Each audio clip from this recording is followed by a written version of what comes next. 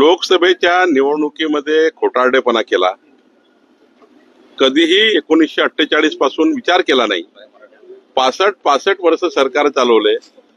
राहुल गांधींनी हा विचार केला पाहिजे की 65 वर्ष सरकार चालवल्यानंतर तुमच्या मनात का आलं नाही की 18 पगड जाती, 12 बोलतेदार, 2686 ओबीसी समाजाच्या जातीला जाती जनगणना केली पाहिजे का? आपण त्या ठिकाणी ओपन कॅटेगरीमधल्या लोकांची जनगणना नाही केली पाहिजे?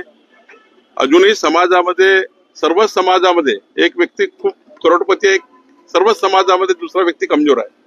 म्हणजे या समाजातला कमजोर व्यक्ती शोधणे, सर्वच समाजामधला, या देशामध्ये जेवढे समाज आहे त्या प्रत्येक समाजातला कमजोर व्यक्ती शोधणे आणि तो जातनीय जनगणनेच्या याच्यामध्ये आणून सामाजिक समता निर्माण करण्याचं काम माननीय प्रधानमंत्री मोदीजींनी केलं. सुवर्ण अक्षराने लिहिला जाईल. ऐतिहासिक दिवस आहे कालचा.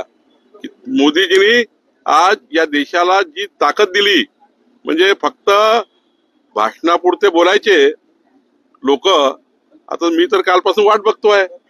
एक नेता, काँग्रेसचा एक नेता शरद पवार साहेबांकडला, उद्धव ठाकरेकडला, ज्यांनी गरड ओरडले होते की जाती जनगणना करा, जाती जनगणना करा, जाती जनगणना करा, आणि लोकांना कन्फ्युज केलं होतं. आज एक नेता नाही आहे मोदींचं अभिनंदन करायला. मोठ्या मनाने अभिनंदन केलं पाहिजे. कुठे गेले वडेट्टीवार, कुठे गेले नाना पटोले, कुठे गेले शरद पवार, उद्धव ठाकरे? जरा या अभिनंदन करा. कधी कधी माणसाने मोठं मन केलं पाहिजे. जर काँग्रेस सरकार असतं आणि मी भाजपचा लीडर असतो तर मी भाजपने अभिनंदन केलं असतं. मोठ्या मनाने सामाजिक जीवन जगलं पाहिजे, मोठ्या मनाने राजकारणात राहिलं पाहिजे. पण आज त्यांना हे माहिती आहे 2027ला जनगणना होणार, सर्व आता जातीय जनगणना होणार, तरी विचारतात ते आम्हाला केव्हा होणार आहे. तुम्ही काहीच केलं नाही.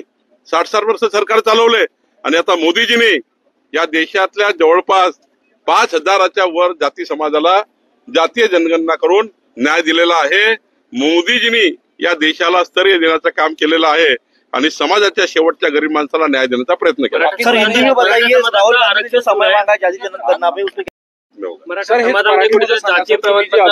ठराव घेणार आहे मुलींच्या या सगळ्या. मी महाराष्ट्रातल्या 1,186 बूथवर आमचे भारतीय जनता पार्टीची जी कमिटी आहे, बूथवर कमिटी आहे, 1,186 बूथवर भाजपाच्या कमिटी आहेत.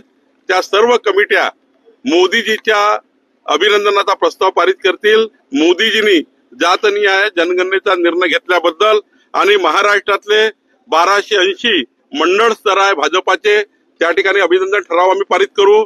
मी माननीय जयकुमार गोरेजींना विनंती केली आहे, माननीय एकनाथ शिंदेजींना विनंती करणार आहे की ज्या 27,000 ग्रामपंचायती आहे त्या सर्व ग्रामसभेमध्ये मोदीजींच्या अभिनंदनाचा ठराव प्रस्ताव त्या ठिकाणी मंजूर होऊन आम्ही मोदीजींना पाठवू की राज्यातल्या सर्व ग्रामसभेनी मोदीजींचं अभिनंदन केलं आहे. मराठा समाजाला कुणबी प्रमाणपत्राची मागणी करतात, तो एक विवाद आहे. आता त्या मराठा समाजाच्या नोंदी कशा होणार? आता जेव्हा जातीय जनगणना होईल तेव्हा जेव्हा पुरावे देतील तो समाज, आणि लिव्हिंग सर्टिफिकेट मध्ये असतं, कास्ट सर्टिफिकेट मध्ये असतं, जवळपास सर्व जो कास्ट सर्टिफिकेट आहे, त्यामुळे ज्याची जी समाज आहे तो नोंद होईल. आणि त्यामुळे आता जे काही आता या राज्यातलं अस्थिर वातावरण आहे, या राज्यामध्ये जे याला एवढं वाटतं त्याला तेवढं वाटतं, आता अस्थिरता संपेल आणि सामाजिक समता निर्माण होईल. ट्विट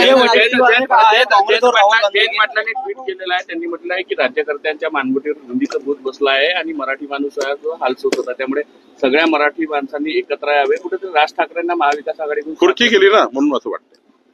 खुर्ची गेली की खुर्ची जरा ती गेली.